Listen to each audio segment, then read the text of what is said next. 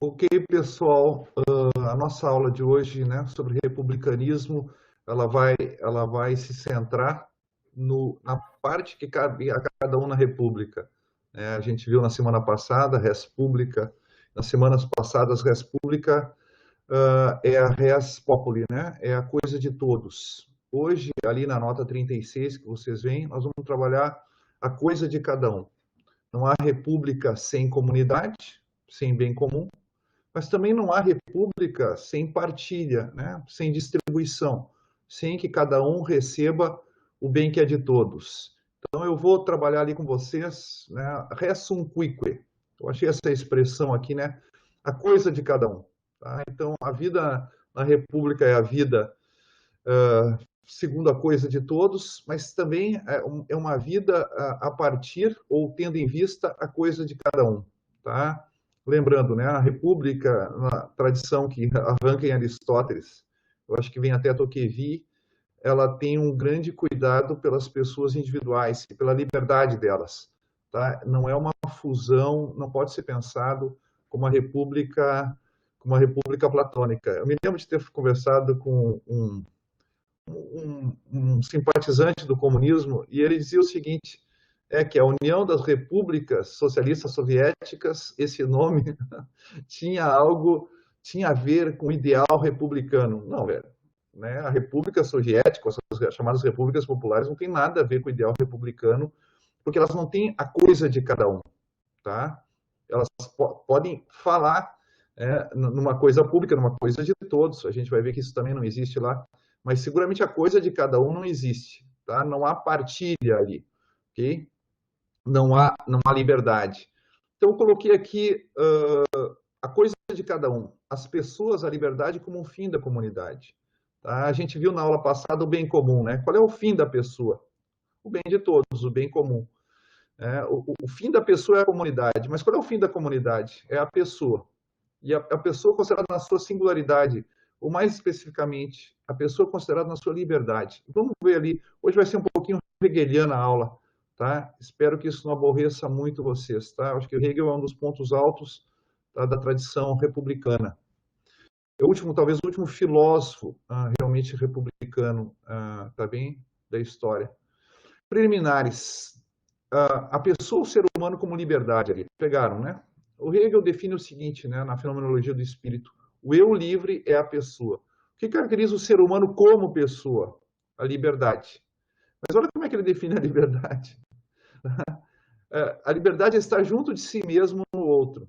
Tá? A liberdade não é o right to be alone dos americanos, não é o direito de estar sozinho, não é o isolamento, não é a individualidade. O libertar-se não é tornar-se independente de qualquer laço social, não é isolar-se. Na semana passada, ou na semana retrasada, o Gabriel colocou uma frase bonita do John Donne aqui, né? Nenhum ser humano é uma ilha, todos nós somos parte de um continente. A minha identidade não é dada à margem ou contra o outro, mas junto dele. Então, a liberdade é estar junto de si mesmo no outro. Claro que há modos de estar no outro que são alienantes, tá? Mas na liberdade eu mantenho minha própria identidade no outro. Aliás, eu realizo a minha verdadeira identidade no outro. Assim se realiza a verdadeira liberdade, outra frase do Hegel. Pois já que ela consiste na identidade de mim com o outro, claro, né? A liberdade está junto de si mesmo com o outro. Então, eu só sou verdadeiramente livre quando o outro também é livre e é reconhecido por mim como livre. A verdadeira comunidade aqui, na qual eu posso me realizar, é naquela em que eu sou livre, mas o outro também é livre. Cada um de nós pode dizer que está junto a si mesmo, tá? Quando está com o outro. Né? E é reconhecido por mim como livre. Tá? Então, a liberdade a gente vai ver que esse elemento do reconhecimento, né? Eu tenho que saber-me, compreender-me como livre pelo olhar do outro, né? O outro deve fazer-me livre, deve reconhecer-me como livre. E simultaneamente, eu devo reconhecê-lo também como livre. Fora desse reconhecimento, a gente vai ver que a liberdade, ela opera no vazio, ela opera no vácuo. O reconhecimento é um elemento fundamental da liberdade. Então, o outro é fundamental para a minha liberdade. Se eu não tenho ninguém para reconhecer a minha liberdade, eu não sou livre. Isso é dada a definição do Hegel de liberdade, não parece um paradoxo. É só algo chocante ou escandaloso para o senso comum, né? Ué, mas por que eu preciso do outro para ser livre? Eu me lembro de uma passagem do Bob que diz assim, não, a liberdade é um estado, a igualdade é uma relação. Para o Hegel, a liberdade é uma relação, tá? Uma relação de reconhecimento. O outro tem que me afirmar como livre. Eu lembro de um colega que dizia assim, numa universidade que eu dei aula, e ele dizia, olha, eu trato os alunos como adultos, como livres, e eles se comportam assim. Né? O reconhecimento, ele é performativo, né? Ele cria liberdade, tá bem? Aqui são dois conceitos do Hegel, né, que eu acho importante para essa questão da liberdade. O Bildung, né, a formação, também traduzido como cultura, né? A liberdade é algo formado e não dado ao ser humano. É muito interessante que a gente acha que nós somos livres antes da cultura, antes da formação, tá? Na nossa imediatidade, vai dizer o Hegel, na nossa naturalidade, não. O ser humano natural, ele não é livre. Ele só é livre quando ele é formado. Isso o Hegel já tinha aprendido com Kant, ou em toda a tradição ocidental, né? Tá? Mas em Kant isso é claríssimo, né? Se eu me deixo guiar pelas minhas tendências, inclinações e instintos, nesse momento eu não sou livre, tá? Porque isso não partiu de mim. Isso acontece em mim, tá? A liberdade é algo formado, então a liberdade é algo conquistado pelo ser humano, né? Podemos dizer que nós somos a natureza e nos tornamos liberdade. O ser humano nasce natureza, digamos assim, e se torna liberdade. Quando ele se torna liberdade, ele passa a existir como pessoa, tá? Podemos diferenciar aqui a pessoa como essência ou a pessoa como existência. O que nos importa aqui é a pessoa como existência, tá? A pessoa é o eu livre, diz o Hegel, né? Então, o que forma a identidade, o ser humano como pessoa, é a liberdade.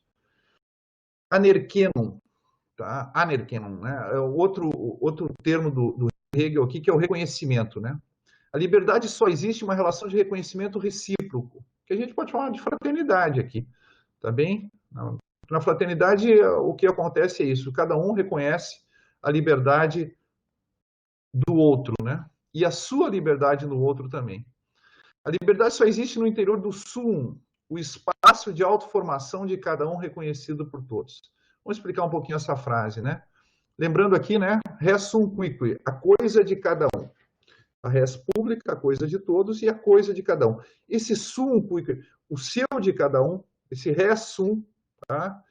É o espaço que eu necessito para me assumir como pessoa, tá? Para o ser humano assumir seu existir como pessoa. Ele é um espaço de autoformação, né? Bildung, e reconhecido Anerkennung, tá? Por todos.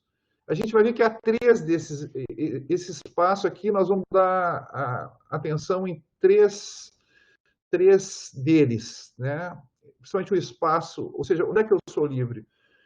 Família, trabalho e propriedade. Tá? Esses são os espaços cruciais da formação do ser humano como pessoa, da sua formação como um ser livre.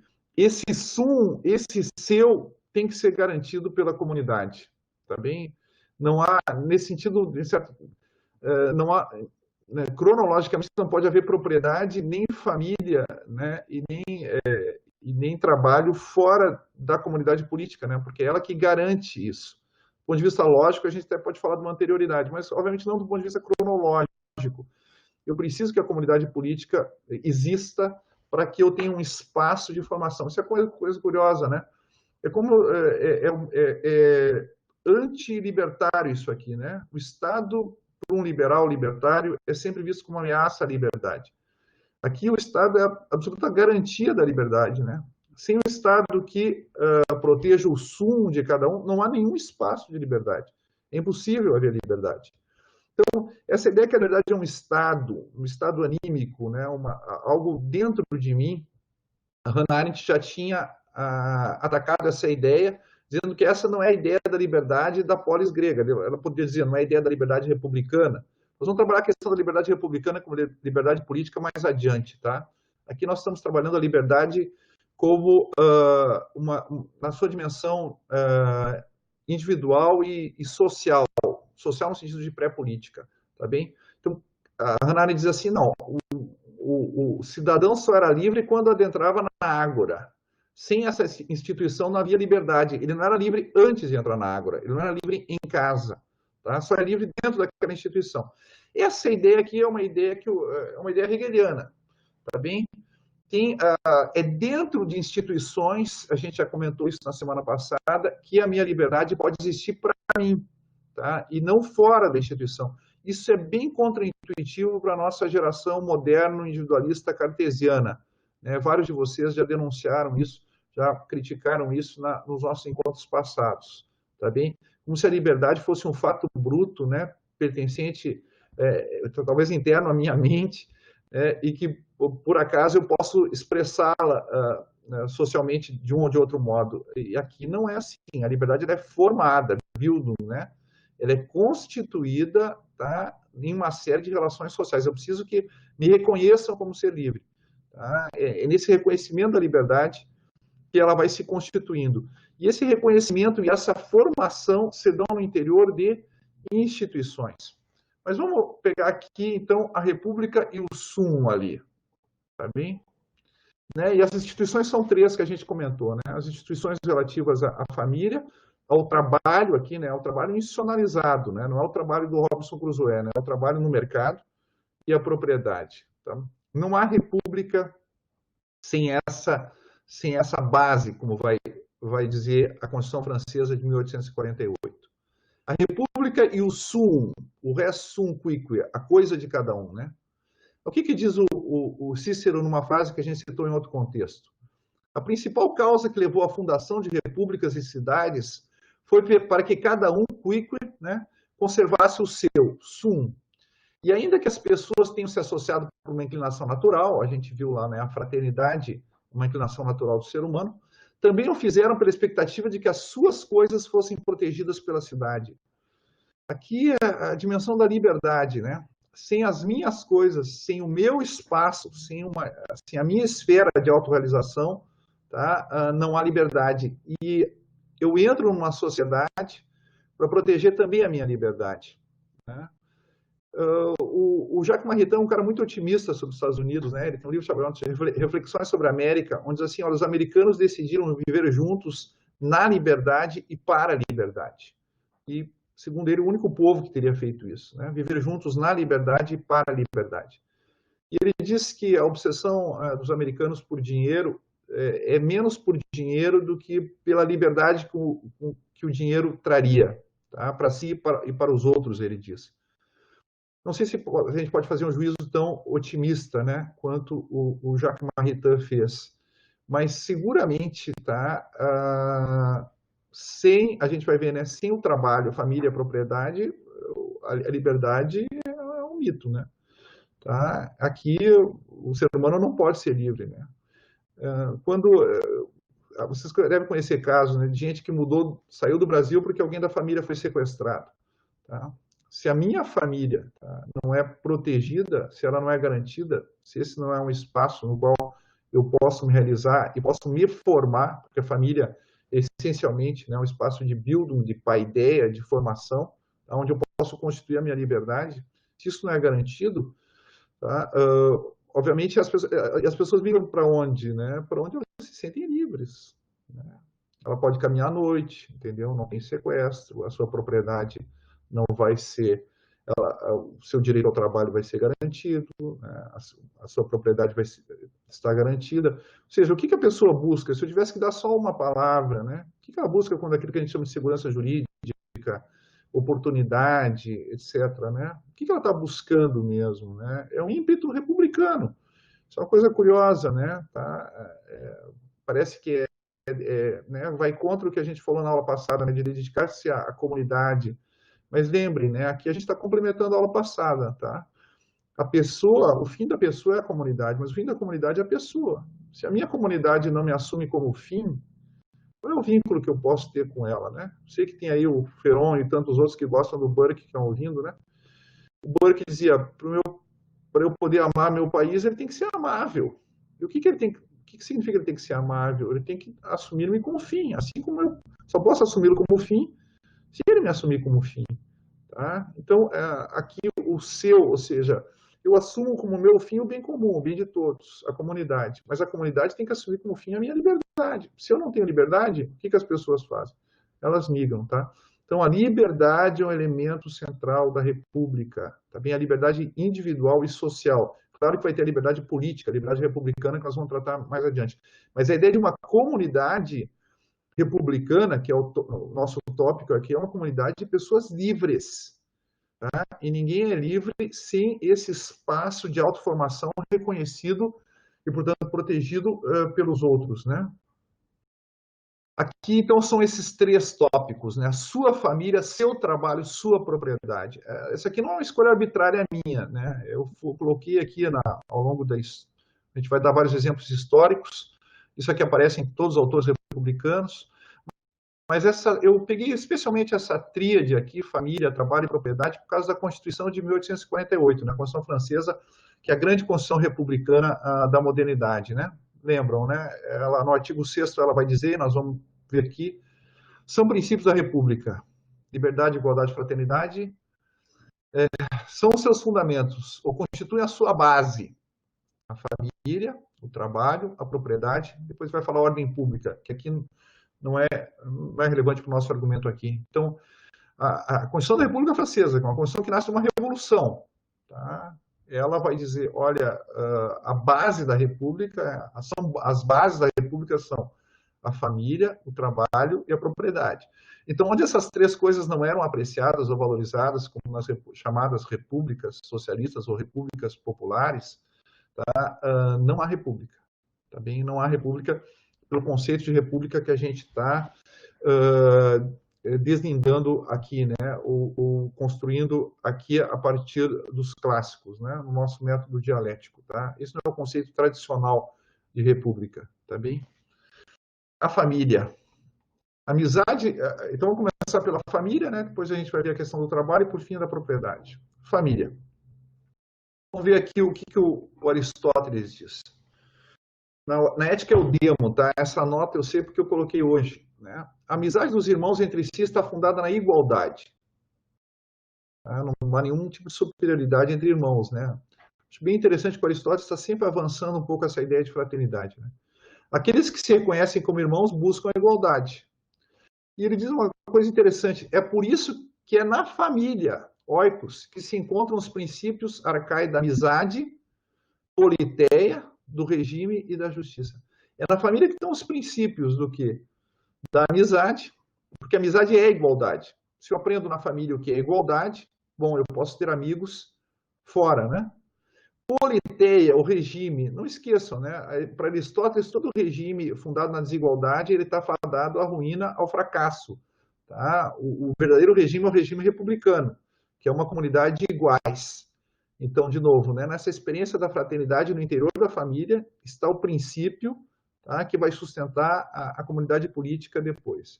E da justiça também, né? E aí a severidade com que os irmãos buscam uma igualdade extrema entre si, né? Basta lembrar que quando eles têm que repartir o refrigerante, né, um coloca o copo do lado do outro e tem que ser milimetricamente igual, tá? Então, essa busca pela justiça, né?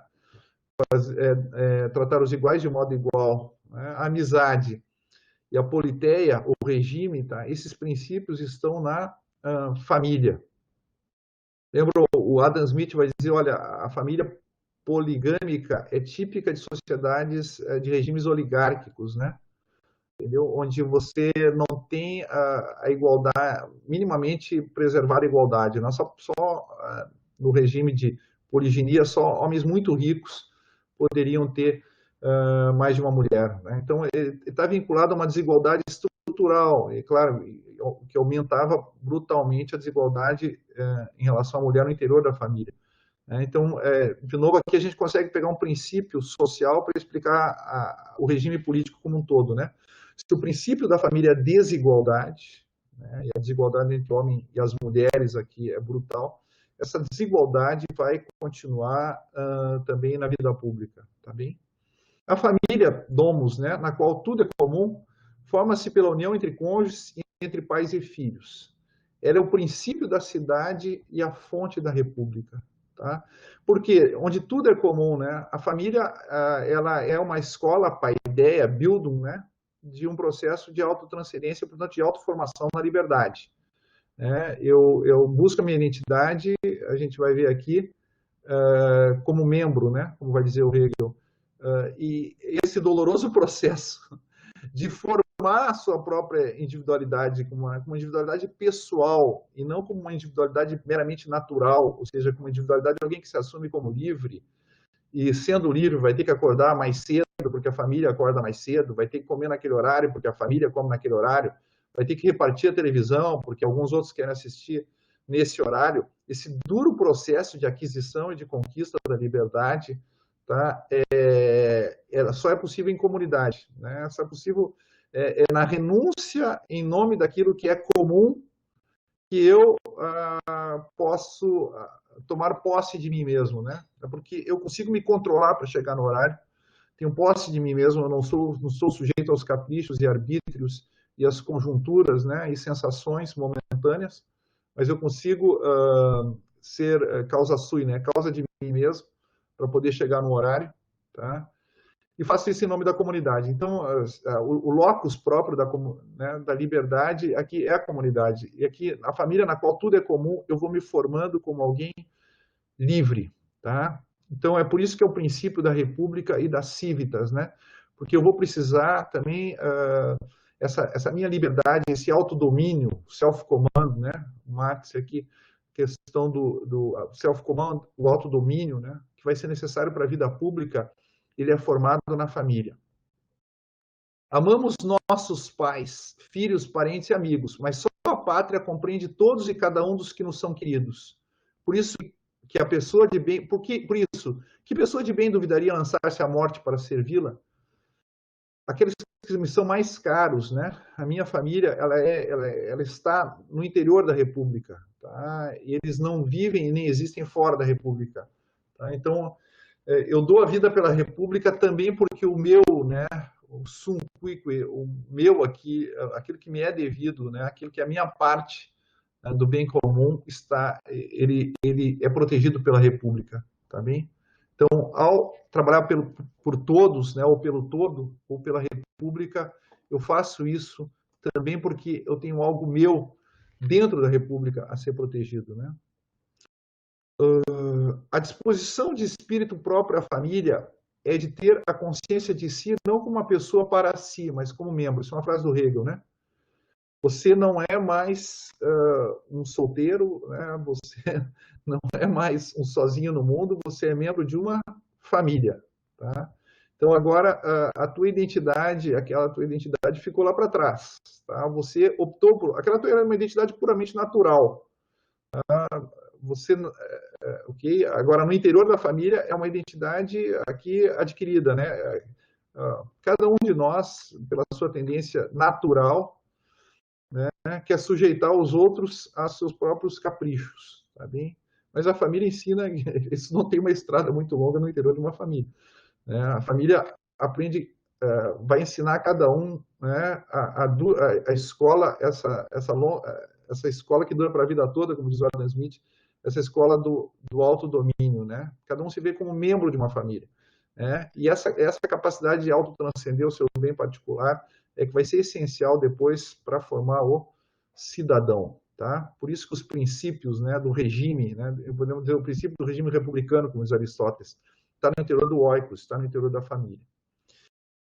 O ponto de partida, aqui tem uma coisa sobre casamento. Eu fiquei pensando se eu devia colocar isso aqui ou não. É meio, não sei se não sei se é o casamento romântico ou não. Eu acho que não é o casamento romântico aqui. É o casamento que o Hegel chama de a compreensão ética do casamento, né?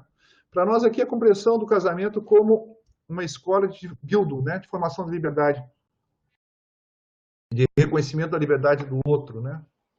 O ponto de partida subjetivo do casamento pode aparecer na inclinação particular das pessoas. Aqui está dentro do tópico família, óbvio, né?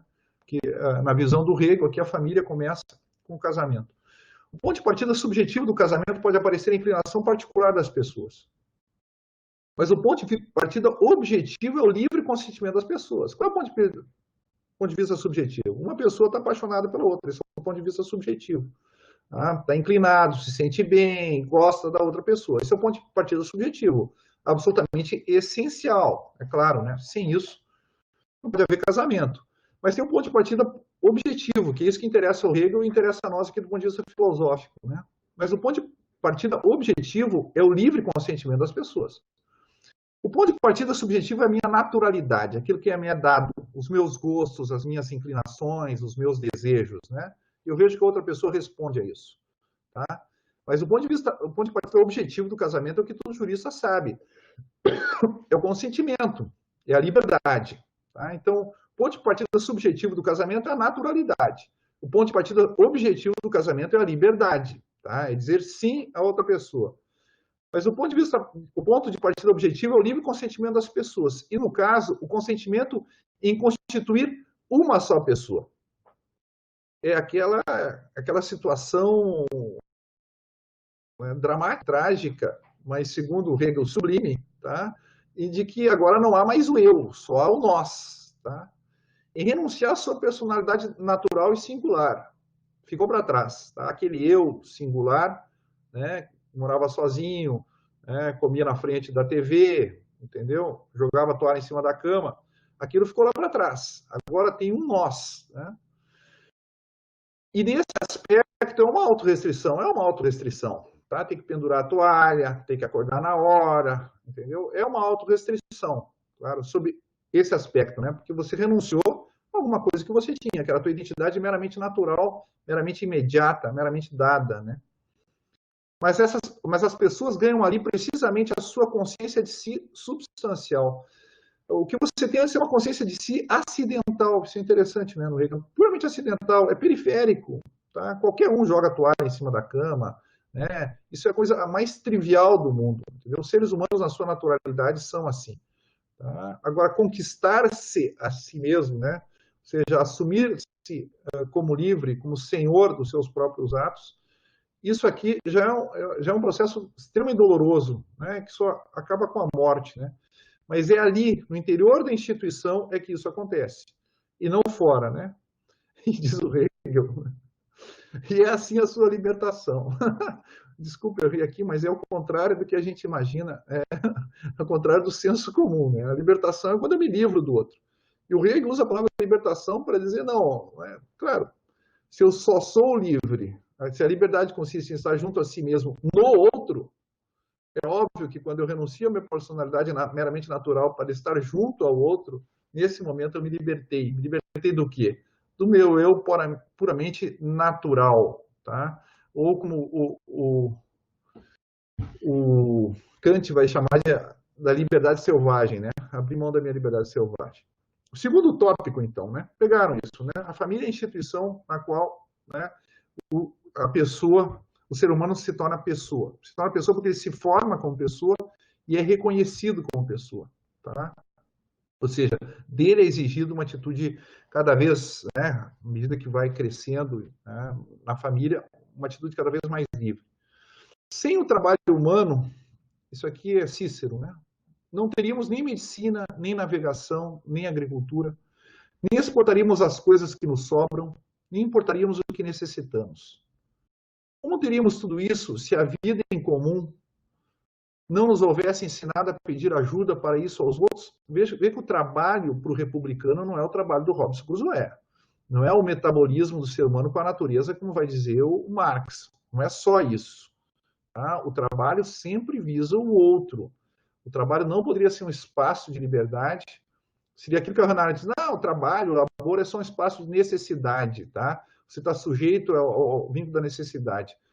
Mas é a minha necessidade, quando a necessidade é a necessidade do outro, tá? Eu não estou mais sob o jugo da necessidade, como o animal está sob o jugo da necessidade. Tá?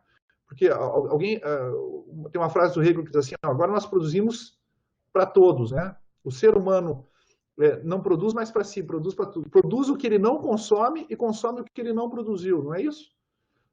Alguém que planta arroz planta muito mais do que ele consome.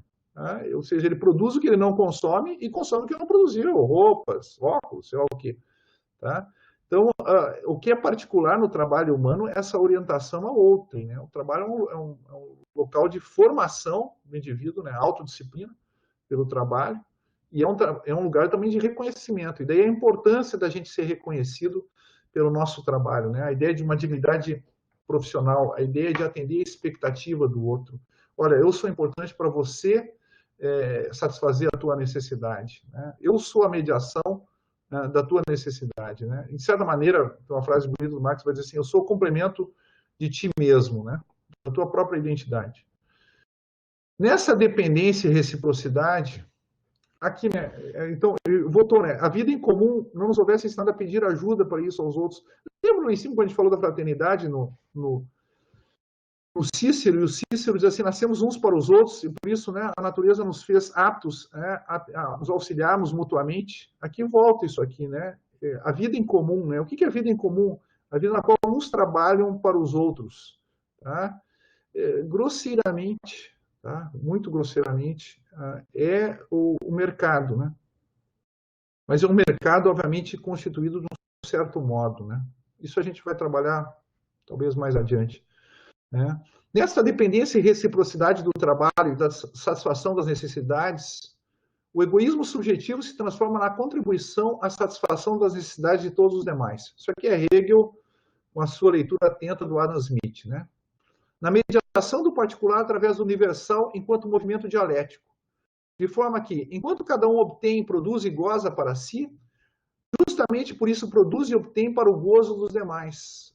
De novo, né, numa sociedade onde a divisão social do trabalho, onde há troca, tá? Na medida em que ao produzir para mim, eu produzo para os demais. Né? Quando eu consumo algo para mim, é um consumo sempre um consumo coletivo, né? que vai ser mensurado como mais um consumindo. Tá? E vai entrar em padrões de consumo. Né? Não tem como o meu consumo ser puramente individual. Né? O meu consumo vai mover toda a sociedade, como a minha produção vai mover toda a sociedade. Tá? Então, essa interdependência extrema, né, que o trabalho faz, né? Ele, de novo, o trabalho aqui é um locus de liberdade, né? Essa necessidade radicada no entrelaçamento universal da dependência de todos constitui agora para todos o patrimônio universal e permanente. Né? Construímos uma riqueza da qual todos nós agora podemos fruir, o qual contém para ele a possibilidade de participar por sua formação, aqui volta, né, a palavra Bildung, né, e sua habilidade, a fim de estar assegurada a sua subsistência.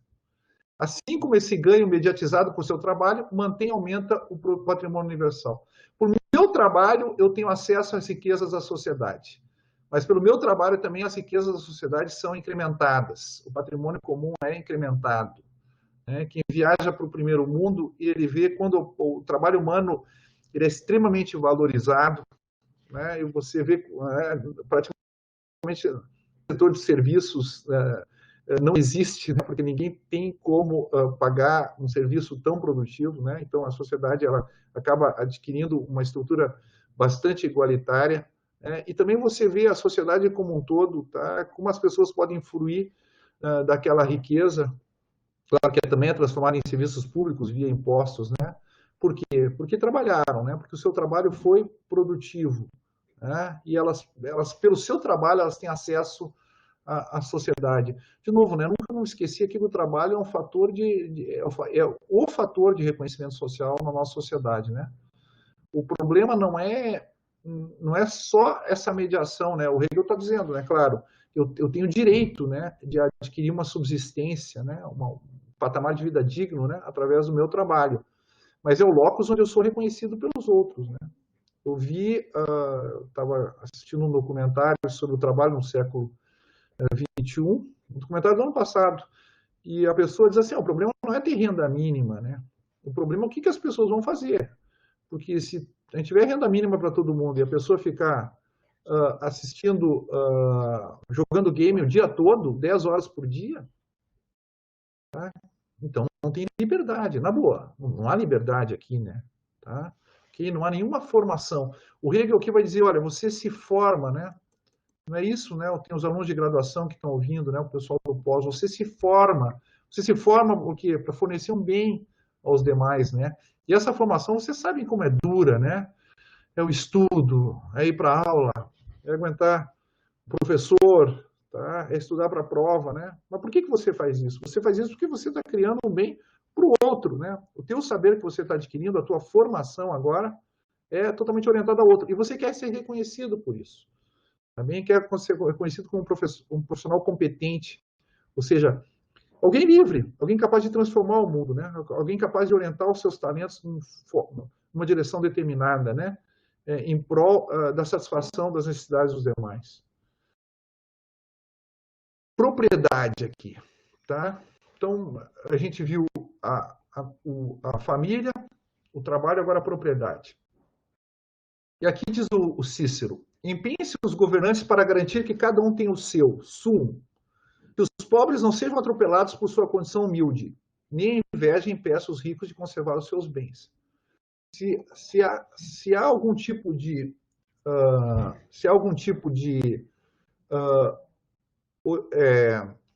se a riqueza ou a pobreza significam uma diversidade de tratamento no espaço público, eu não tenho res pública, né?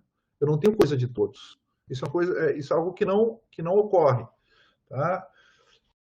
Não há uma coisa de todos, não há uma isonomia aqui e, obviamente, não há uma coisa de cada um, né? Tá? Então, os pobres não podem ser atropelados, têm que ser tratados com igualdade. E os ricos, tá, que sempre vão ser a minoria na sociedade, têm que ser garantidos nos seus bens. Cícero era menos sensível à ideia de igualdade material, mas eu acho que é o único, né? Todos os republicanos, a algum grau, explícita ou implicitamente, alguns chegam a dizer explicitamente isso, né? Igualdade material, Montesquieu, por exemplo, em Tocqueville, a igualdade material é crucial para uma república. Tá? Você precisa ter algum grau de igualdade material.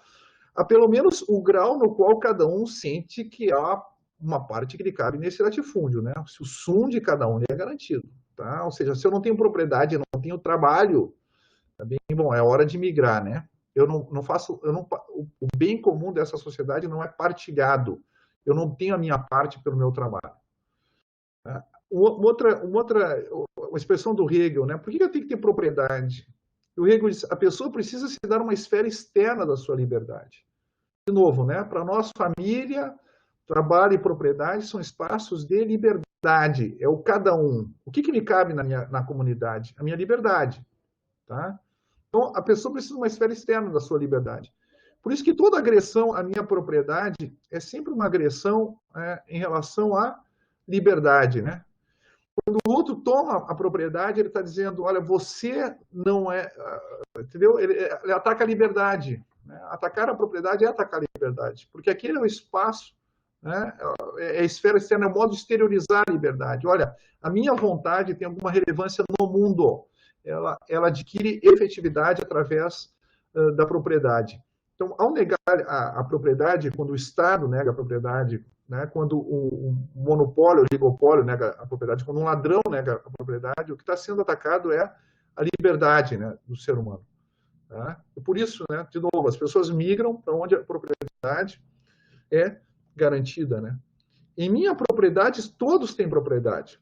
Eu venho antecipando aqui a função social. Claro, quando eu digo eu sou proprietário de X, eu estou dizendo todos têm direito a ser proprietários. A minha propriedade só pode existir como uma instituição aberta a todos, porque senão ela é puramente, de novo, acho que estou indo muito longe no Hegel aqui, é puramente empírica, né? Mas ela não é efetiva, ela não traduz uma ideia de liberdade. Vamos dar um exemplo. Eu nunca vou esquecer esse dado, eu li quando era adolescente isso, né? Uma das causas da Revolução Sandinista na Nicarágua foi que 78% das terras agricultáveis estavam na mão de 12 famílias. Claro, defender a propriedade nesse contexto é esdrúxulo, né? Porque claramente aqui a propriedade não é uma dimensão da liberdade das pessoas. Aqui a propriedade ela é privilégio de alguns, né? A liberdade é um fator de opressão e de diminuição da liberdade. Tá? Então, claramente aqui não poderia sustentar um regime republicano. Claro, foi de uma ditadura de direita para uma ditadura de esquerda. Em minha propriedade, tá? A propriedade não está ligada apenas a mim, mas a todos. É o famoso erga omnes do direito, né? Tá? A minha propriedade obriga a todos, mas a propriedade do outro também obriga a todos. A propriedade de todos obriga a todos. Tá? Senão tem mera posse física ou detenção, tá? Ou uma propriedade que não consegue ser justificada racionalmente como espaço de liberdade, nesse exemplo que eu dei para vocês. A escravidão, isso está na filosofia do direito, né? A escravidão, a servidão, a incapacidade de possuir propriedade e a não liberdade dessa são exemplos de alienação da personalidade. Como é que a gente definiu pessoa lá? A pessoa é o eu livre. Tá? Se o eu não é livre, né, o ser humano não existe, ele não vive como pessoa. Pois bem, a escravidão, por óbvio, né, o ser humano é alienado da sua personalidade, do seu ser pessoa, tá? Porque ele não é livre. A servidão, a incapacidade, isso que é o curioso aqui, a incapacidade de possuir propriedade. Tá? Claramente, né, a sociedade nicaragüense, como a gente descreveu, é uma sociedade de pessoas alienadas. Né? Por quê? Porque não poderia, as pessoas não conseguem alcançar a liberdade. A gente pode pensar, né, também no caso de países fortemente desiguais, como o Brasil, né, como a liberdade, a personalidade das pessoas é afetada. A não liberdade da propriedade também. Né, ele está pensando aqui na liberdade feudal, perdão, na propriedade feudal, né, na propriedade gravada, na propriedade que ela não é pensada como espaço de liberdade do indivíduo. Né? Okay? E aqui eu peguei Adam Smith para mostrar a importância, né, desse binômio propriedade e trabalho, né? Aqui praticamente a propriedade. Eu coloquei dentro da propriedade, mas vocês podem pensar também com relação ao trabalho. Né? Nada. Adam Smith aqui na Lectures on Jurisprudence, né, nas suas lições de filosofia do direito, podemos traduzir assim, ele diz assim: nada tende tanto a corromper, a debilitar e degradar a mente como a dependência. Está falando de dependência econômica. Tá? A pessoa se corrompe quando está numa situação de dependência econômica. E nada proporciona noções tão nobres e generosas de probidade como a liberdade e a independência econômicas. Tá? Ou seja, para ser virtuoso, para atingir um certo nível moral, tá? A independência econômica é um fator determinante. Isso Aristóteles já sabia, né? Então, a sujeição econômica também leva a uma degradação moral. Por quê? Porque o indivíduo é incapaz de tomar decisões assim mesmo. Nesse sentido, ele está animalizado, como diz a Hannah Arendt. Né? Por quê? Porque ele só pensa na sua... Ele está vinculado à sua sobrevivência. E a sua sobrevivência está na dependência da boa vontade de outrem. Isso leva a todo tipo de vício moral, né? O servilismo, a adulação, a subserviência, a bajulação, também degrada o ser humano, né? O comércio promove esses hábitos. Se eu tenho um mercado pujante, um mercado rico, eu não dependo da tua vontade. Tu não quer comprar o meu produto, atender vocês, outra pessoa quer. Tá? Que todo mundo, eu não dependo de uma pessoa rica, né? Ou um pequeno grupo, né? De pessoas afluentes que podem dominar os demais. Não, no mercado pujante, né? Onde todos têm condições, né? Eu sou livre, eu não estou na dependência desse ou daquele. As manufaturas dão à classe mais pobre melhores salários que os que nenhum amo poderia permitir-se. Está falando da industrialização aqui, né? Por isso que o povo da Inglaterra, que é totalmente livre e independente, é o mais honesto que você pode encontrar. O povo na França, por estar mais sujeito, é muito menos honesto. É um pouco essa Revolução Francesa, né? O povo na Escócia, por estar consideravelmente mais oprimido, tem muito menos probidade, liberalidade e qualidades afáveis em seu comportamento do que na Inglaterra. O autorrespeito, né? É porque a sujeição econômica tira das pessoas o autorrespeito, elas não são mais reconhecidas como livres. Tá bem?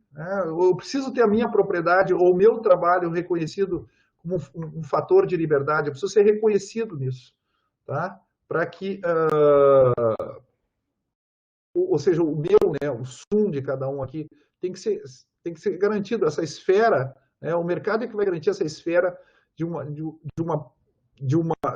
trabalho ou da renda, né, ou de uma propriedade para todos. Né? Quanto mais mercado, a ideia, pelo menos do Adam Smith era assim, né, é que a propriedade se pulverizasse, né, que a riqueza não passasse de uma geração para outra geração, o que incrementava muito a igualdade, que a gente, né, sabe que é um valor republicano a igualdade material também.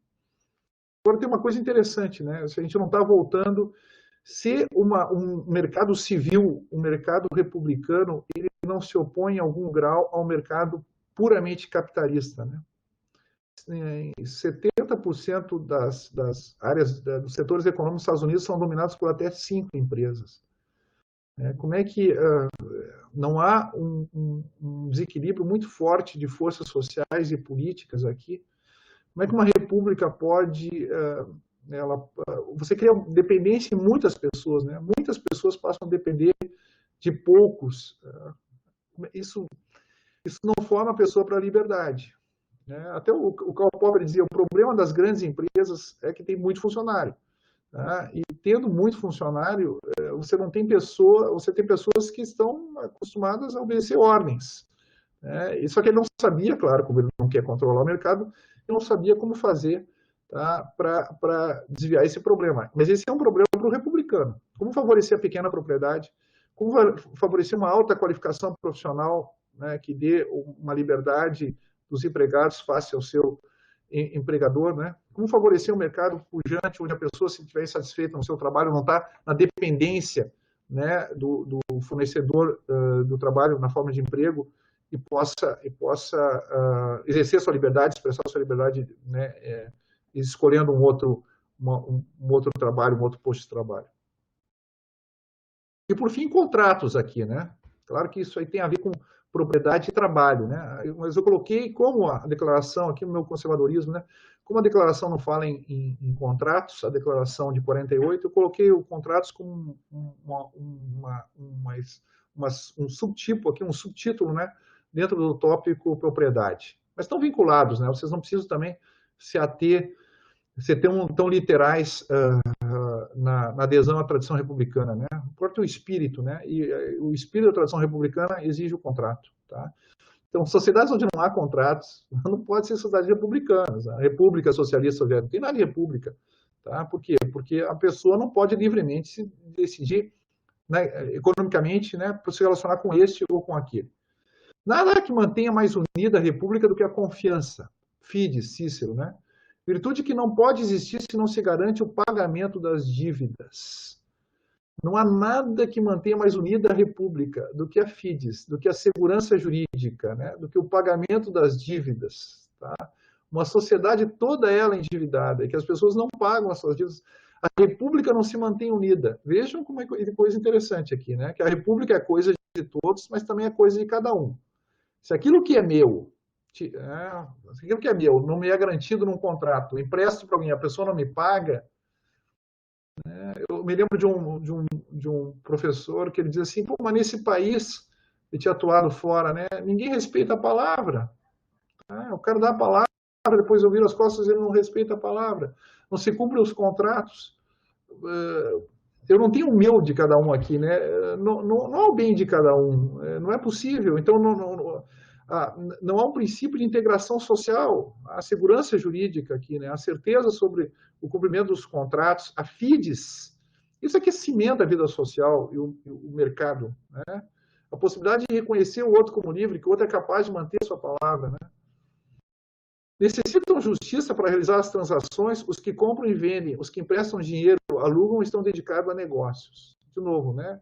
O bom funcionamento do Estado de Direito interessa diretamente àqueles que estão voltados à atividade, ao mercado, né? O Estado de Direito interessa por duas razões, né? Ou por várias razões, infinitas razões, mas duas são mais salientes. Primeiro, para controlar o poder, né? Que a lei seja suprema e não a vontade do governante, tá bem? Mas também para que as pessoas possam ter algum grau de previsibilidade e certeza na sua própria vida. Tá? Eu sei que os governantes vão obedecer ao direito, mas sei que os meus conterrâneos, os meus concidadãos também vão obedecer ao direito.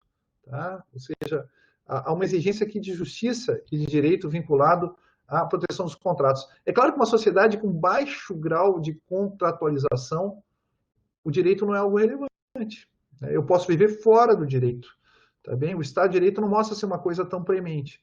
E a gente já viu, né? O que faz um povo é o consensus iuris. Por que o direito é importante para mim? Não porque ele controla o governante, tá? Mas, claro que é importante por isso, mas no meu cotidiano é porque todas as pessoas pautam as suas ações pelo direito também, né? As pessoas com quem eu interajo. É pela razão tão necessária para os seres humanos, aqui, para Hegel é uma exigência da razão, né? Que a gente tenha propriedade privada. E a exigência da razão também que os seres humanos entrem em relações contratuais, doar, trocar, comercializar, etc., quanto possuir propriedade. O contrato pressupõe que aqueles que o estabelecem se reconheçam como pessoas e como proprietários. Aqui, obviamente, pessoas no sentido de sujeito de direito também, né? Mas como pessoas no sentido também mais forte do termo, né? Como eu livre. Tá? Eu faço contrato com alguém, né? Eu imputo a ele, eu reconheço nele um agente livre, né? Capaz de contrair obrigações e exercer direitos. Tá? Sociedades onde não há contrato, o Rio tem uma frase interessante, né? Ele diz assim, tem sociedades em que você não tem mercado, você não tem troca, não tem palavras para designar liberdade. Tá? Ou seja, a ideia de liberdade com uma capacidade de escolher ou com uma independência no meio social simplesmente deixa de existir. Tá? Então, por isso que ele vai dizer que é uma exigência da razão aqui, né? E aqui, com isso eu vou fechar o nosso encontro de hoje. O que é isso importante? Então, talvez a gente consiga ver uns exemplos, né? O que isso tem a ver? O que isso tem a ver, né? Com, se é que a gente não entendeu até agora, o que isso tem a ver mais diretamente com a República aqui? Eu coloquei, não vinculei aqui República e família, mas República e comércio. Comércio envolve dois elementos que a gente mencionou como bases da República, né? O trabalho e a propriedade, né? E os contratos também, né? O comércio é a profissão das pessoas iguais. Isso que é interessante, né? Toda sociedade nobiliárquica, o comércio é vedado, vocês sabem, né? O comércio era vedado aos membros das capas, né? Dos estratos dominantes, porque é uma profissão tipicamente de pessoas iguais, tá? Numa sociedade oligárquica, a diferença se transmite por herança. Só que o comércio corrói, né? O mercado corrói os bens imóveis, as fortunas imóveis, né? O mercado mobiliza as fortunas e o dinheiro, ele faz circular. Então, ele acaba tendo um efeito dispersivo ou distributivo,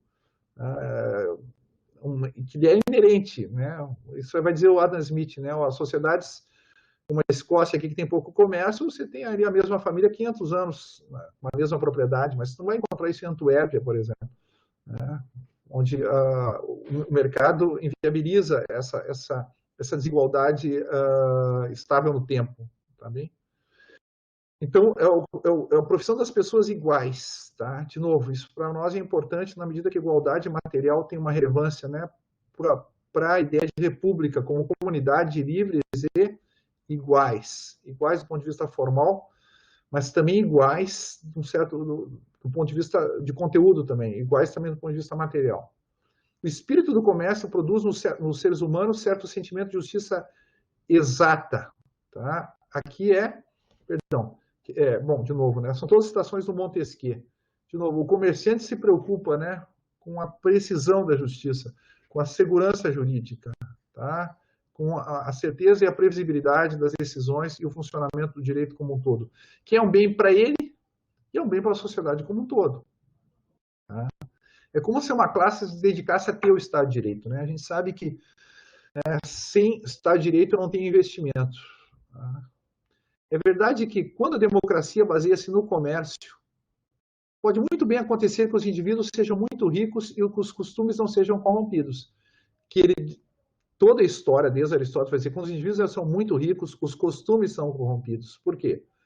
Porque alguém que é muito rico, ele não consegue se formar, tem uma dificuldade brutal de se formar como um agente livre. Por quê? Porque ele não precisa restringir os seus desejos, não precisa restringir os seus impulsos, não precisa nem trabalhar. Então, ele não consegue se formar como um ser livre. Na dialética do senhor e escravo, o Hegel vai dizer, olha, o senhor consome como um animal. Por que ele consome como um animal? Porque ele não trabalha. Quem trabalha é o escravo. Tá? Então, você não se forma como pessoa quando a riqueza é desmedida. Né? Mas ele diz assim, com o comércio, o espírito do comércio traz consigo a frugalidade, a economia, a moderação, o trabalho, a prudência, a tranquilidade, a ordem e o método. Uma série de virtudes. Então, a pessoa até pode ser muito rica, mas ela vai continuar trabalhando. Tá? Por quê? Porque se ela está numa sociedade, né, não é uma sociedade de nababos, onde você vive para fruir, mas uma sociedade na qual todos trabalham. Inclusive as pessoas muito ricas, né, estão engajadas no processo de aumentar a sua riqueza, elas precisam trabalhar também. E quando elas trabalham, e trabalham no interior do mercado, a gente viu aqui, né, que o mercado, o trabalho aqui é um trabalho no sentido institucional, né, não é uma mera atividade sobre a natureza, ou atividade de transformação, mas é uma atividade social, tá? O espírito de comércio que reina numa sociedade com mercado amplo e inclusivo, tá? Ele desenvolve todas essas qualidades aqui, que são qualidades morais. Frugalidade, economia, moderação, né? Trabalho, prudência, tranquilidade. Tá? Assim, enquanto esse espírito subsiste, é o espírito mercantil. Isso é coisa curiosa, né? O espírito mercantil, para ele, não é espírito aquisitivo. Tá? Claro, há um impulso aquisitivo, né? Mas esse espírito de comércio, ele orienta esse impulso aquisitivo para a formação do agente livre, né? Ou seja, eu só posso satisfazer o meu impulso aquisitivo se eu fornecer algum bem para os demais. Só posso fornecer algum bem para os demais se eu me formar e trabalhar para isso. Ou seja, se eu conquistar a minha liberdade. Assim, enquanto esse espírito subsiste, as riquezas que produz não acarretam nenhum efeito pernicioso.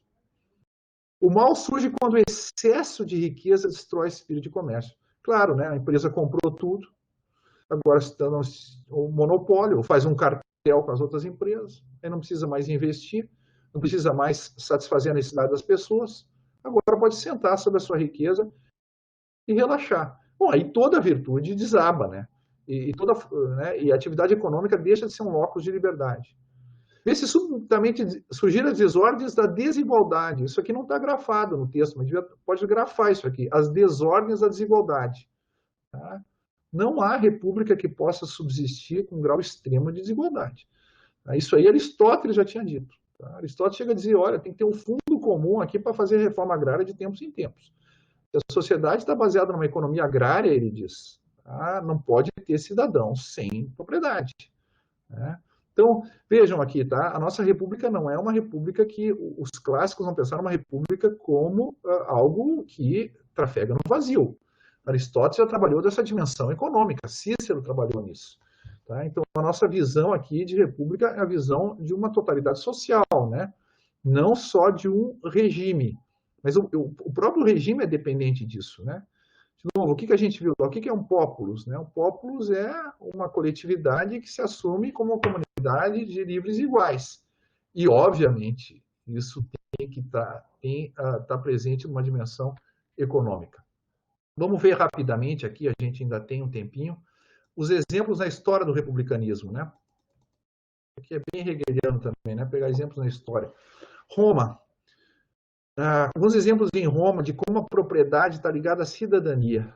Tá bem? Ou seja, só aquele que tem o seu é que pode se dedicar àquilo que é comum. Tá? A liberdade aqui está ligada à comunidade. Né? Tudo se combinava em Roma para que os encargos militares e fiscais recaíssem mais pesadamente sobre os ricos, os poderosos, os bem-nascidos. O fato é que na cidade os únicos bons soldados e reais contribuintes são aqueles que têm algo a defender.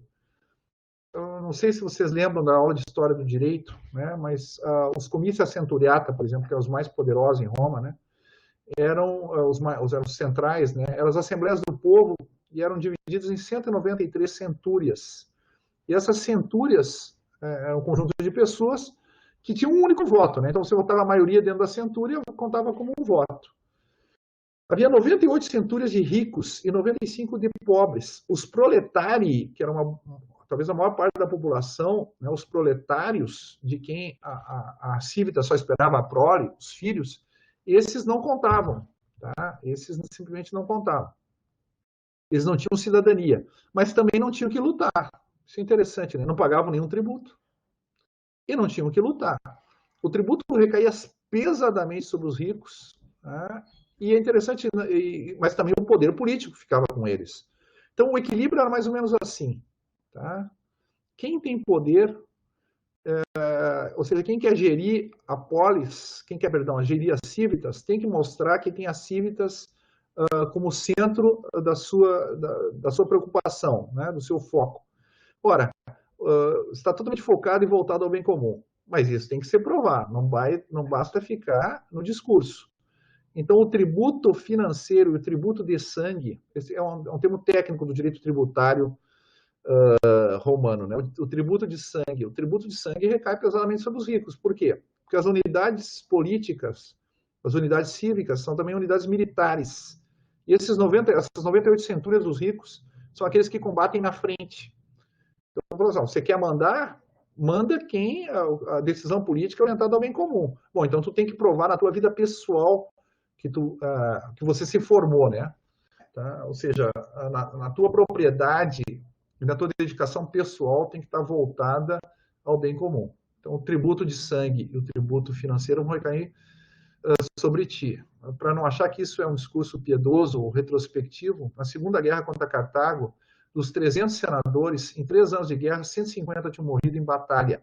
Lembrando que os senadores aí são o núcleo duro social e político, né? de poder social e político em Roma.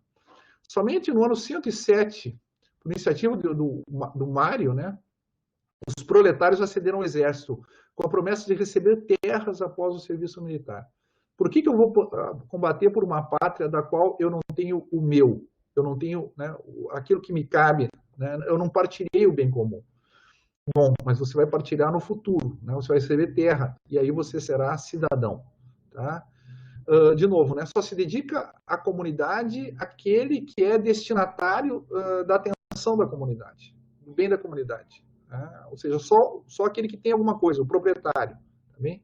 Como somente o proprietário tinha um status civitatis, o propósito das guerras romanas era aumentar o número de proprietários, tá? Para evitar que os cidadãos, né, decaiam no status de proletários. Né? Então, você faz guerras para assentar colonos e essas pessoas, bom, elas possam dizer, então, que Roma lhes pertence, que elas fazem parte de Roma, que Roma é a sua comunidade. Por quê? Não só elas participam, né, constroem o bem comum, como elas partilham o bem comum. Uma observação aqui, eu acho que é uma nota do Jefferson, tá? São 2 cartas do Jefferson aqui, tá bem? Falando sobre os Estados Unidos. Ele está escrevendo na véspera da Revolução Francesa, tá? Ele é embaixador dos Estados Unidos na França. É difícil imaginar como um povo francês tão bom, com um rei tão bom, com governantes tão bem dispostos, um clima tão agradável, um solo tão fértil, pode resultar tão incapaz de fazer felizes os seres humanos, devido a uma única maldição, seu regime de governo. Das 20 milhões de pessoas que vivem aqui na França, creio que 19 milhões são mais miseráveis e malditos em todas as circunstâncias da existência humana que o indivíduo mais miserável de todos os Estados Unidos. A sociedade está estruturada na base feudal, né? Não é meramente o regime de governo que ele está questionando aqui, embora seja um regime também, é o ancião regime, né? Que é uma estrutura política, mas também é uma estrutura social. A propriedade feudal, ela impede que a massa da população aceda à propriedade, impede que o trabalho circule, impede que a riqueza seja distribuída. Então, você tem aí, nas vésperas da Revolução Francesa, 19 milhões de pessoas mais miseráveis, né? Ao ponto de um outro, né, o Governor Morris, né, ele dizer, não dá para fazer uma Revolução Americana sem americanos. E por americanos ele quer dizer proprietários. Né? Ele falou assim, olha, vocês aqui na França estão querendo nos imitar, mas o que vocês estão fazendo aqui não vai dar certo. Tá bem? Não há uma república, né, ela pressupõe, tá, digamos assim, de novo a dimensão hegeliana, né? O Estado pressupõe a sociedade. Né? Aqui eu tenho que ter uma sociedade configurada de um certo modo para poder ter um Estado, um regime republicano. Aqui, de novo, uma frase do Jefferson, numa carta dele, né? O povo é o único baluarte seguro para a preservação da nossa liberdade. Res publica, res populi. Esta confiança não poderá decepcionar-nos enquanto sejamos virtuosos. E creio que o seremos enquanto a agricultura continue sendo nosso principal objetivo. De novo, o vínculo aqui entre dimensão econômica e dimensão moral, já apontado pelo Adam Smith e pelo Montesquieu. Tá? E creio que o seremos, e já presente na experiência romana, e creio que o seremos enquanto a agricultura continue sendo nosso principal objetivo, como ocorrerá enquanto haja terra sem proprietários em qualquer parte da América. Não havia terra sem proprietários, né? A gente sabe que eles invadiram o resto da América. Tá? Quando nos empilharmos uns sobre os outros em grandes cidades, como ocorre na Europa, nos corromperemos tanto como na Europa e procederemos a devorar-nos mutuamente, como fazem ali. Em 1780, né, 2/3 dos americanos brancos adultos eram proprietários. Na Europa, na mesma época, 10% eram proprietários. Tá? Então, se tinha como fazer uma república nos Estados Unidos, pelo conceito de república, né, clássico, mas não tinha como fazer uma república, né, a República Francesa degenerou em ditadura militar, a gente sabe disso, tá? E sempre foi instável enquanto não houve um mercado inclusivo, né? Enquanto o desenvolvimento econômico não permitisse uma igualdade maior entre as pessoas. Aqui vem o artigo que eu mencionei para vocês, né? É um pouco o slogan, né, dos nossos encontros aqui, né? É o artigo da Constituição Francesa de 1848, né? A República Francesa tem por princípio a liberdade, a igualdade e a fraternidade. Tem por base a família, o trabalho, a propriedade e a ordem pública. Então, a República é a coisa de todos, né? Que inclui a coisa de cada um. A coisa de todos, a gente pode dizer, a comunidade, né, dos livres e iguais aqui, né? E a coisa de cada um, família, trabalho e propriedade. Então, a República tem essas duas dimensões. É a coisa de todos, mas também é a coisa de cada um. A República deve proteger os seus cidadãos. Aqui, de novo, é uma frase da Constituição de 1848, tá, pessoal? A República deve proteger os seus cidadãos na sua pessoa, o sum, né? Na sua família, na sua religião, na sua propriedade, no seu trabalho e por a disposição de cada um a instrução indispensável a todos os seres humanos, né? Há um direito social aqui à educação, sem o qual a República também não vai se manter. Okay?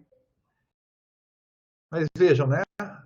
A República deve proteger aquilo que é o seu de cada um. E, ao mesmo tempo, claro, é o Bildung, né? A formação. Né? Se a República quer seres humanos livres, ela deve proporcionar educação a todos. E aqui eu termino, tá? A nossa aula com um exemplo, né, de um país que não tinha república por não ter mercado, né? Que é o Brasil, né? Frei Vicente do Salvador, o primeiro historiador do Brasil, né, numa obra de 1627, conservou a história de um bispo de Tucumã que esteve aqui, né, na Argentina, que esteve aqui a caminho da Espanha. Isso aqui é um relato de segunda mão, porque ele é trazido pelo Sérgio Buarque de Holanda na Raiz do Brasil. Esse prelado, esse bispo, notou que, quando mandava comprar um frangão, 4 ovos e um peixe para comer, nada lhe traziam, porque não se achavam dessas coisas na praça, nem no açougue. Mas quando as pedia às casas particulares, logo lhe as mandavam. Então disse o bispo: verdadeiramente que andam nessa terra as coisas trocadas, porque toda ela não é república, sendo a cada casa. Se não há um mercado no qual as pessoas possam, né, através de contratos, trocar os seus bens, trocar suas propriedades e o seu trabalho, não há república. Interessante como ele usava esse termo no século XVII, né? E lembrando também que o Frei Vicente Salvador também tinha usado esse termo de república no sentido mais político, né? Nessa terra, nenhum homem é repúblico, porque ninguém se preocupa com o bem comum, cada um se preocupa só com o seu bem particular. Mas o que a gente viu na aula de hoje é que o bem comum, ele inclui em si o bem particular, tá? Não há dedicação à comunidade sem que a comunidade se dedique e se volte ao bem-estar de cada um dos seus membros. E aqui a gente encerra a aula de hoje e espero